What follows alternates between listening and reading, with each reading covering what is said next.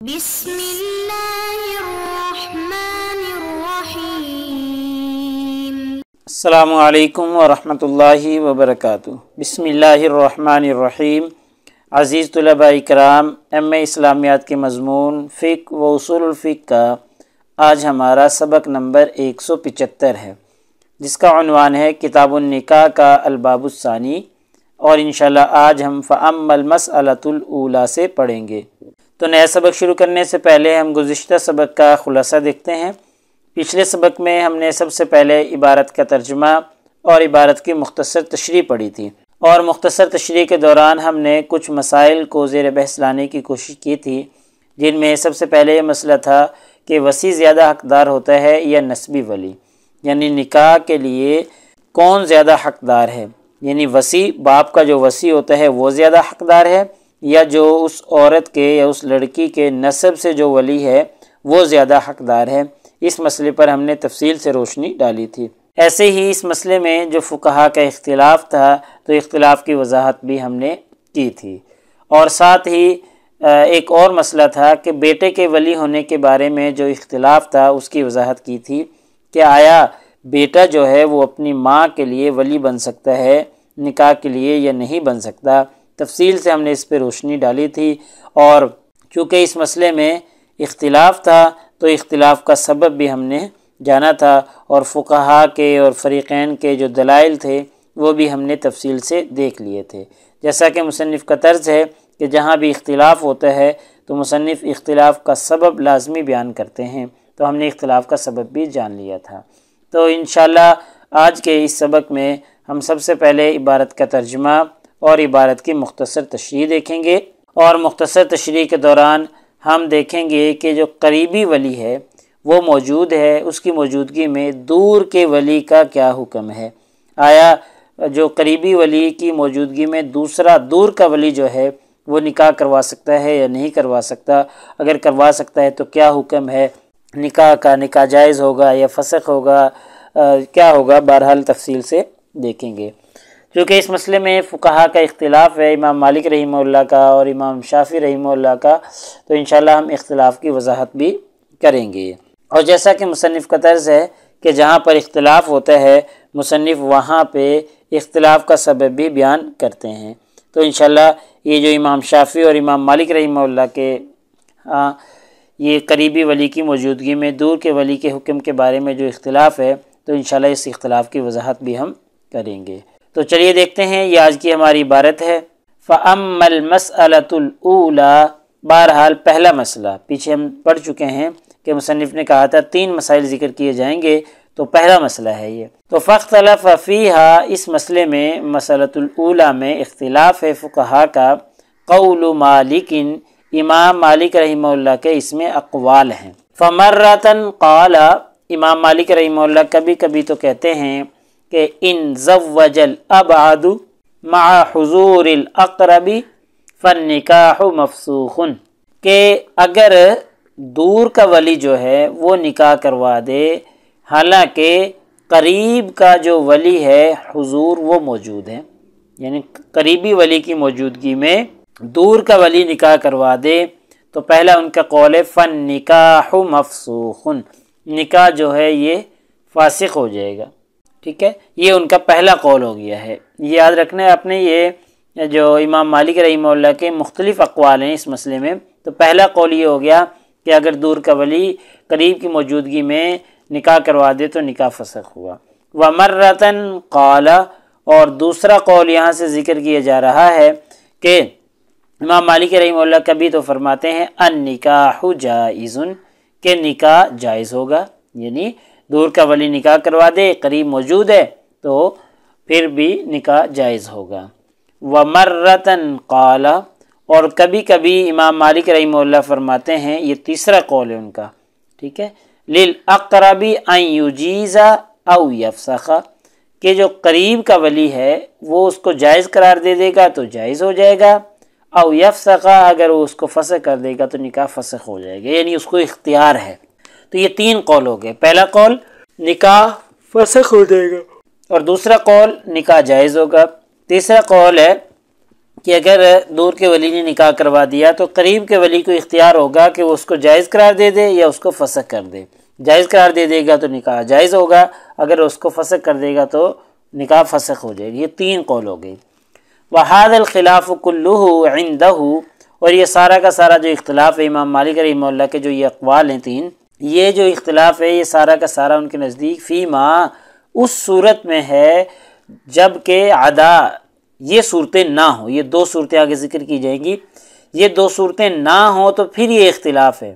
اگر یہ 2 صورتیں ہوئی تو پھر کوئی اختلاف نہیں ہے، پھر نکاح فسخ ہی ہوگا۔ وہ 2 صورتیں کون سی ہیں؟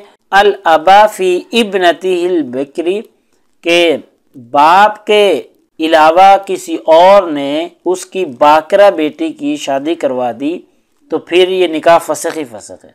ایسے ہی والوصی فی محجورتہ، اور وصی کے علاوہ اس کی جو محجورہ ہے، محجورہ کے بارے میں پیچھے ہم پڑھ چکے ہیں، جس پر تصرف قانون کی روح سے صحیح نہیں ہوتا یا اس کو تصرف کرنے کی اجازت نہیں ہوتی، اس کو محجورہ کہا جاتا ہے۔ تو وصی کے علاوہ اس کی محجورہ کا کسی اور نے نکاح کروا دیا تو یہ بالاتفاق جو ہے نکاح فسخ ہو جائے گا۔ ٹھیک ہے، یہ 2 صورتیں ہیں، ان کے علاوہ میں یہ اختلاف ہے۔ اگر یہ صورتیں ہوئی کہ باپ کے علاوہ باپ موجود ہے اور کسی اور نے شادی کروا دی تو وہ نکاح فسخ ہو جائے گا۔ وصی موجود ہے، وصی کی موجودگی میں کسی اور نے اس کی محجورہ کا نکاح کروا دیا تو وہ فسخ ہو جائے گا۔ فَإِنَّهُ لَا يَخْتَلِفُ قَوْلُهُ، اور اس قول میں کوئی اختلاف نہیں ہے کہ ان النکاح فی ہذین مفسوخ، کہ ان دونوں صورتوں میں نکاح جو ہے وہ فسخ ہوگا۔ ٹھیک ہے، یعنی باپ موجود ہے، اس کی موجودگی میں اس کی باکرہ بیٹی کا کسی اور نے نکاح کروا دیا، وصی موجود ہے، اس کی محجورہ کا کسی اور نے نکاح کروا دیا، تو یہ دونوں صورتیں جو ہیں ایسی ہیں کہ ان میں نکاح فسخ ہی فسخ ہے، ان میں کوئی اختلاف نہیں ہے۔ مصنف کہہ رہے ہیں اعنی، میری مراد، وضاحت کر رہے ہیں مصنف کہ تزویج غیر الاب البنت البکرہ مع حضور الاب، باپ کی موجودگی کے باوجود اس کی باکرہ بیٹی کا نکاح باپ کے علاوہ کسی اور نے کروا دیا۔ ٹھیک ہے، باپ کے علاوہ کسی اور نے اس کی باکرہ بیٹی کا نکاح کروا دیا حالانکہ باپ موجود تھا، تو ایک صورت یہ ہے۔ او غیر الوصی المحجورۃ مع حضور الوصی، وصی کی موجودگی کے باوجود اس کی محجورہ کا وصی کے علاوہ کسی اور نے نکاح کروا دیا تو یہ دونوں صورتوں میں نکاح جو ہے وہ فسخ ہوگا۔ وقال الشافعی، امام شافعی رحمہ اللہ کہتے ہیں، پہلا اختلاف تو یہ ہو گیا نا، امام مالک رحمہ اللہ کا قول ہو گیا، ان کے سارا اختلاف، ان کا آپس میں جو اقوال تھے، تو امام مالک رحمہ اللہ کا ہم نے پیچھے سارا مسلک دیکھ لیا ہے۔ اب یہاں سے امام شافعی رحمہ اللہ کا مسلک بیان کیا جا رہا ہے کہ لا یعقد احد مع حضور الاب لا فی بکر ولا فی سیب، کہ اگر باپ کی موجودگی میں کوئی نکاح کروا دے تو لا یعقد، وہ نکاح منعقد ہی نہیں ہوگا۔ لا فی بکرین، چاہے وہ لڑکی باکرہ ہو، ولا فی سیبن، اور چاہے وہ سیبہ ہو۔ ٹھیک ہے، چاہے وہ کنواری ہو، چاہے وہ شوہر دیدہ ہو، کوئی بھی ہو، تو پھر نکاح منعقد ہی نہیں ہوگا۔ ٹھیک ہے، صورت مسئلہ یہ ہے کہ باپ موجود ہے، باپ کی موجودگی میں کسی اور نے نکاح کروا دیا، لڑکی چاہے باکرہ ہے چاہے سیبہ ہے، تو اس کا نکاح منعقد نہیں ہوگا۔ حالانکہ امام مالک رحمہ اللہ کے نزدیک انعقاد تو ہے، بعد میں فسخ ہو، بعد میں جائز قرار دینا وہ بعد کی چیزیں ہیں، لیکن امام مالک رحمہ اللہ کہتے ہیں منعقد ہی نہیں ہوگا، سرے سے ہی نہیں ہوگا۔ ٹھیک ہے، تو یہ اختلاف ہو گیا امام مالک رحمہ اللہ کا اور امام شافعی رحمہ اللہ کا۔ آگے دیکھیے، وسبب الخلاف، اس اختلاف کا جو سبب ہے وہ یہ ہے کہ ہوا حل ترتیب حکم شرعی، کہ جو اولیاء میں ترتیب ہے، یہ ترتیب کیا حکم شرعی ہے، یعنی شریعت کا ایک حکم ہے۔ اعنی ثابتا بالشرع فی الولایتی، کیا ولایت کے اندر یہ جو ترتیب ہے یہ ثابت ہے، شرعی طور پر یہ ثابت نہیں ہے۔ اصل اختلاف کا سبب یہ ہے کہ حکم شرعی ہے یہ ترتیب، یا حکم شرعی نہیں ہے۔ ام لیس بحکم شرعی، یہ حکم شرعی نہیں ہے۔ ٹھیک ہے، ترتیب جو ہے حکم شرعی ہے، یہ حکم شرعی نہیں ہے۔ اصل اختلاف یہاں سے ہے۔ اور آگے دیکھیں، وَإِن كَانَ حُكْمًا فَهَلْ ذَلِكَ حَقٌّ مِّن حُقُوقِ الْوَلِيِّ الْأَقْرَبِ، اگر یہ حکم شرعی ہے، حکم ہے، تو کیا یہ ولی یہ قریب کے حقوق میں سے ایک حق ہے؟ ام ذَلِكَ حَقٌّ مِّن حُقُوقِ اللَّهِ، یا یہ اللہ تعالیٰ کے حقوق میں سے کوئی حق ہے؟ ٹھیک ہے، پہلے جو سبب ہے وہ تو یہ ہے کہ یہ حکم شرعی ہے یا نہیں ہے، ترتیب کہ اولیاء میں پہلے وہ ہے، پھر وہ ہے، پھر وہ ہے، پھر ترتیب جو ہم نے پیچھے پڑھی تھی، یہ ترتیب حکم شرعی ہے یا نہیں ہے، ٹھیک ہے، یہ اختلاف کا سبب ہے۔ اور ایسے ہی اگر یہ حکم ہے تو پھر یہ ولی قریب کے حقوق میں سے کوئی حق ہے یا اللہ تعالیٰ کے حقوق میں سے کوئی حق ہے۔ تو فَمَن لَّمْ يَرَ التَّرْتِيبَ حُكْمًا شَرْعِيًّا، وہ فقہا جو اس کو حکم شرعی نہیں مانتے، یعنی وہ کہتے ہیں کہ ترتیب جو ہے حکم شرعی نہیں ہے، تو قال، وہ فقہا کہتے ہیں یجوز نکاح الابعد مع حضور الاقرب، کہ جو نکاح دور والے کا نکاح ہے یا دور کا ولی نکاح کر دے قریب کے ولی کی موجودگی میں تو جازہ یجوز جائز ہے، ٹھیک ہے۔ یہ ان فقہا کے نزدیک ہے جو کہتے ہیں حکم شرعی نہیں ہے ترتیب، ان کے نزدیک کروا دے تو نکاح ہو جائے گا۔ ومن رعا، اور وہ فقہا جو سمجھتے ہیں انہ حکم شرعی، کہ یہ شرعی حکم ہے، ورعا انہ حق للولی، اور سمجھتے ہیں کہ یہ ولی کے حقوق میں سے ایک حق ہے، ولی قریب جو ہم نے پیچھے پڑھا تھا یہ، تو وہ جو کہتے ہیں کہ یہ حکم شرعی ہے اور اولیاء کے حقوق میں سے ایک حق ہے، قال، وہ فقہا کہتے ہیں النکاح منعقد، نکاح منعقد ہو جائے گا، ابتداء منعقد تو ہو جائے گا، فإن اجازہ الولی جازہ، اگر اس کا جو قریبی ولی ہے وہ اس کو جائز قرار دے دے تو جازہ جائز ہو جائے گا، وَإِن لَمْ يُجِزْهُ إِن فَسَخَ، اگر وہ اس کو منع کر دے، اس جائز قرار نہ دے تو ان فسخ، پھر یہ نکاح فسخ ہو جائے گا، پھر جائز نہیں ہوگا۔ یہ ان کے نزدیک ہے جو اس کو ولی کا حق سمجھتے ہیں، ٹھیک ہے، اور حکم شرعی مانتے ہیں۔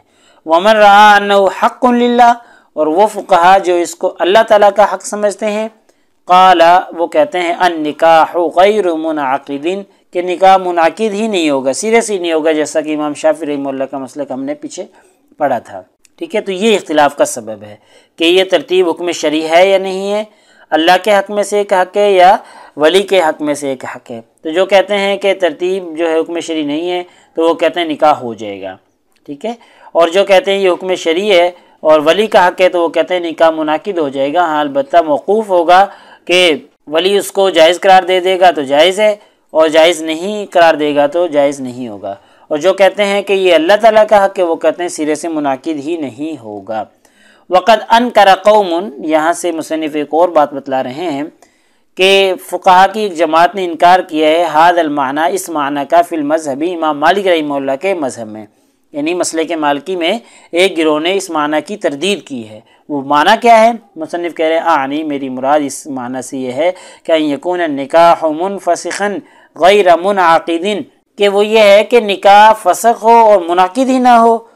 تو فقہا کی ایک جماعت نے امام مالک رحمہ اللہ کے مسلک میں اس بات کی تردید کی ہے کہ ایسا ہو ہی نہیں سکتا کہ جی نکاح فسخ ہو جائے منعقد ہی نہ ہو، تو اس معنی کی جو ہے ایک جماعت نے تردید کی ہے۔ لہٰذا آج کے ہمارے اس سبق کا خلاصہ نکلا کہ آج کے اس سبق میں ہم نے سب سے پہلے عبارت کا ترجمہ اور عبارت کی مختصر تشریح پڑھی ہے، اور مختصر تشریح کے دوران ہم نے دیکھا ہے کہ قریبی ولی کی موجودگی میں دور کا ولی اگر نکاح کروا دے تو اس کا کیا حکم ہے، تفصیل سے ہم نے اس مسئلے پر گفتگو کر لی ہے۔